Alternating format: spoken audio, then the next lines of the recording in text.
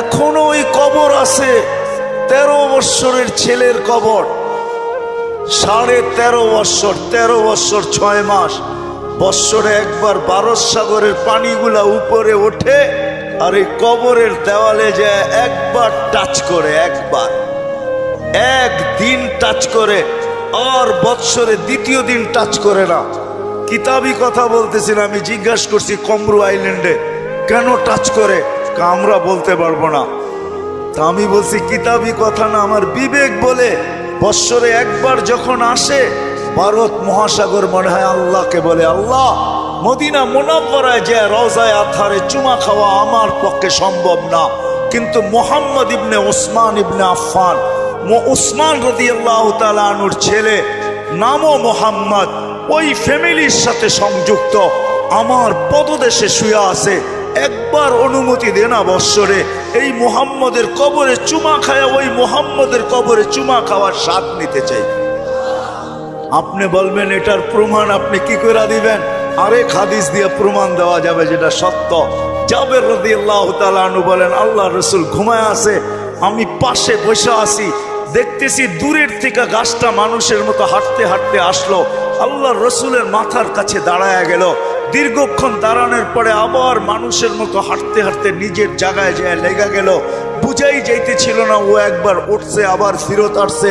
আল্লাহ রসুল যখন ঘুমের থেকে উঠছে তো আমি বললাম, ইয়া রাসূল আল্লাহ, গাছটা মানুষের মতো হাঁটতে হাঁটতে আসলো, আপনার মাথার কাছে দাঁড়ায় ছিল, দীর্ঘক্ষণ পরে চলে গেল। আল্লাহ রসুল মুস্কি মুস্কি হাসতেছিলেন আর বলতেছিলেন, ও আমাকে দূর থেকে দেখতেছিল, মন ভরতেছিল না, আল্লাহর কাছে দোয়া করছেন, আল্লাহ আপনার বন্ধু এত কাছে আসছে, একটু অনুমতি দিলে হয় কি আমি একটু কাছের থেকে যায় দেখা আসি মন ভরা। আল্লাহ যদি গাছের দোয়া কবুল করতে পারে, আমার বিশ্বাস ভারত সাগরের দোয়া আল্লাহ কবুল করছেন, নাইলে আল্লাহ ডাকবে আসবে না। আর শুধু নামাজের জন্য তো ডাকে না, নামাজের জন্য ডাকে না, শত জিনিস দেখানো যায়, শত জিনিস দেওয়ার জন্য ডাকে, শত জিনিস। সবগুলাকে একসাথে বলি, নামাজের জন্য আল্লাহ ডাকেন না। আপনার আমার এই ছোট জীবনটা পূর্ণতা লেখা দেওয়ার জন্য ডাকেন, পূর্ণতা লেখা দেওয়ার জন্য। বলবেন এটা কোত্থেকে বাড়ি করলেন? হাদিসে আছে, ইদা সালুহা সালুহা সাইরুল আমাল, নামাজ ওকে, জীবন ওকে। আল্লাহ বলে তোর জীবনটাকে পূর্ণতা লেখা দেওয়ার জন্য তোকে মুসল্লায় ডাকতেছি, নাহলে ডাকার প্রয়োজন ছিল না, তোকে কেন ডাকবো? তুই কে? যা হোক, যেটা বুঝাইতেছিলাম, তৃতীয় স্বাধীনতা দিয়েছেন মত আদর্শগত, চতুর্থ স্বাধীনতা দিয়েছেন সোসাইটিগত। সমর্থ থাকলে দুনিয়ার যেই কোথাও বাস করা যায়, কোনো বাধা বিপত্তি নাই। আপনি বলবেন আমার সমর্থ আছে, আমি আমেরিকা বাস করতে পারবো, দেন না, ওদের ব্যাংকে টাকা জমা, বাড়ির থেকে আইসা নিয়ে যাবে।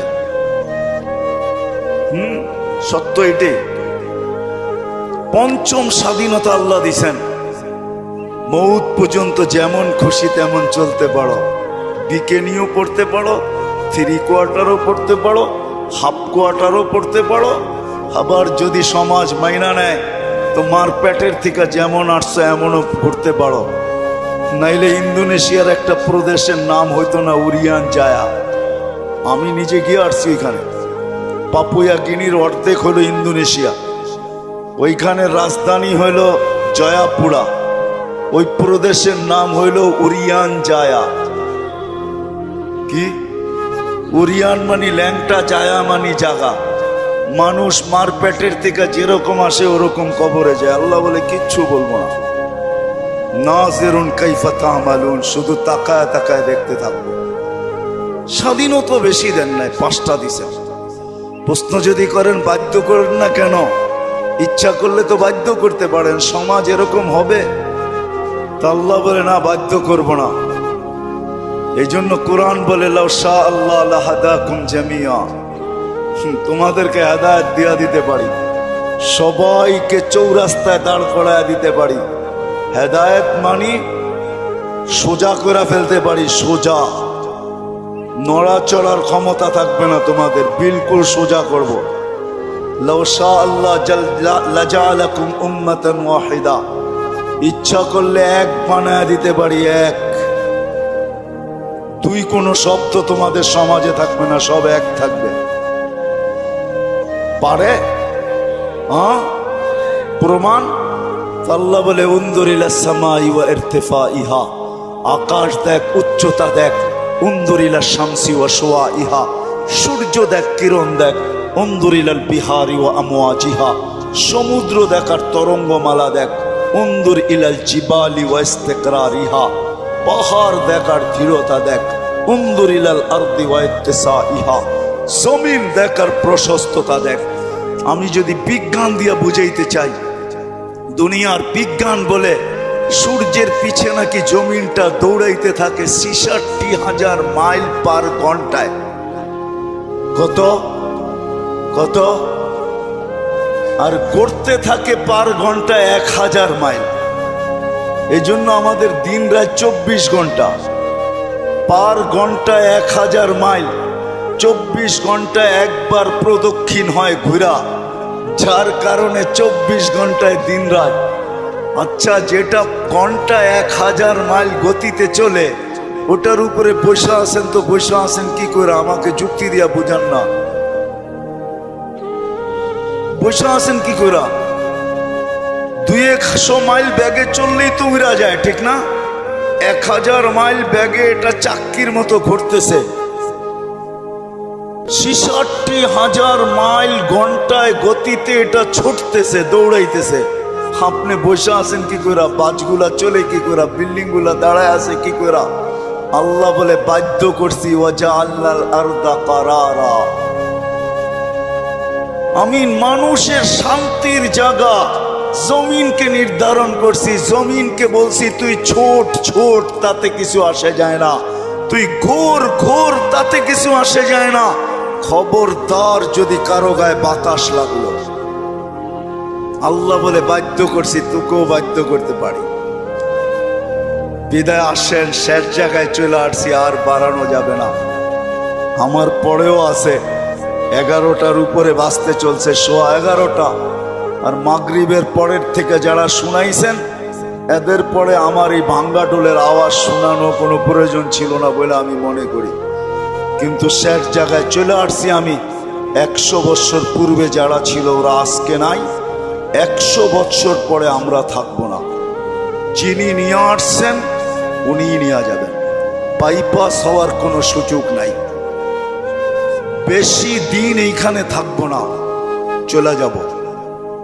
কিন্তু আসেন, যেই মানুষটা সৃষ্টির ভিতরে সর্বদিকে সেরা, যার কোনো জুরি নাই, তুলনা নাই। যদি তুলনা থাকতো তাহলে আল্লাহ ফেরেশতাদেরকে ওভারটেক করে আমাদের মাথায় শ্রেষ্ঠত্বের মুকুট পড়াইতেন না। কেননা ফেরেশতার তৈরি নূরের থিকা, আমাদের তৈরি এক ফোঁটা বিদ্যুটে দুর্গন্ধময় পানির থিকা। ফেরেশতা নাফরমানি করার কোনো ক্ষমতা নাই, আর আমরা নাফরমানি ছাড়া থাকতে পারি না, ছাড়ার কোনো ক্ষমতা নাই। 24 ঘন্টা আমরা নাফরমানি করি, নাফরমানি করাই আমাদের স্বভাব। ওই মানুষটার মাথায় শ্রেষ্ঠত্বের মুকুটটা পড়াইতেন না। ফেরেশতাদেরকে অ্যাবাউট কইরা আল্লাহ আমাদেরকে শ্রেষ্ঠত্বের মুকুট পড়াইছেন। আসেন, শেষ জায়গায় চলে আসছি, চলে যেতে হবে। একটু ভাবেন, এই মজলিসে বসা যে আপনি আর আমি যাব তো বটে, যদি আখিরাতকে বিশ্বাস করেন, মউতকে বিশ্বাস করেন, যদি হিসাব কিতাবকে বিশ্বাস করেন, আর যদি না করেন তাহলে আবার পিছনে যাব। মেসেজ কোরআনে দেওয়া আছে, তোমাকে বিশ্বাস করতে আমরা বাধ্য করব। যেমন এক সময় আল্লাহ বাধ্য করছিলেন, রুহের জগতে যখন ছিলাম, তা আল্লাহ আমাদেরকে প্রশ্ন করছিলেন, আলাস্তু বিরাব্বিকুম, আমি কি তোমাদের রব নই? ওই দিন কিন্তু স্বীকারোক্তি দিতে বাধ্য ছিলাম, ক্বালু বালা। হায় হায়, যে আজকে বলে গড ইজ নাথিং, ওর রুহ ওই দিন স্বীকারোক্তি দিয়ে আসতে হয়েছে যে আপনিই আমাদের রব। যদিও এখানে আসার পরে ভুলে গেছে, আল্লাহ বলে তোমাকে আরেকদিন বাধ্য করব, তুমি চিৎকার দিবে আর বলবে রব্বানা ইন্নানা আবসারনা ফারজি'না আমাল সালিহা ইন্না লা মুকিনুন। তারপরে আমাদের পক্ষ থেকে চিৎকার আসবে, কাল্লা, কখনো সম্ভব না। তোমার চিৎকার ওই দিন শোনা হবে না, বলা হবে কালুকসাউ ফিহা ওয়ালা তুকাল্লিমুন। দুনিয়ায় বড় বলছো, আমরা কোনো প্রতি উত্তর করি নাই, বড় বিরোধিতা করছো। ও ঢাকার মানুষ 24 ঘন্টা কাঠটা ভোগ করেন, কতটুক ভোগ করেন আর কতটুক আল্লাহকে দিই। এই জন্যই যে বিশ্বাস করে আমাকে মরতে হবে, কবরে যেতে হবে। আখেরাত নামের একটা জিনিস আছে, হিসাব কিতাবের সম্মুখীন হইতে হবে।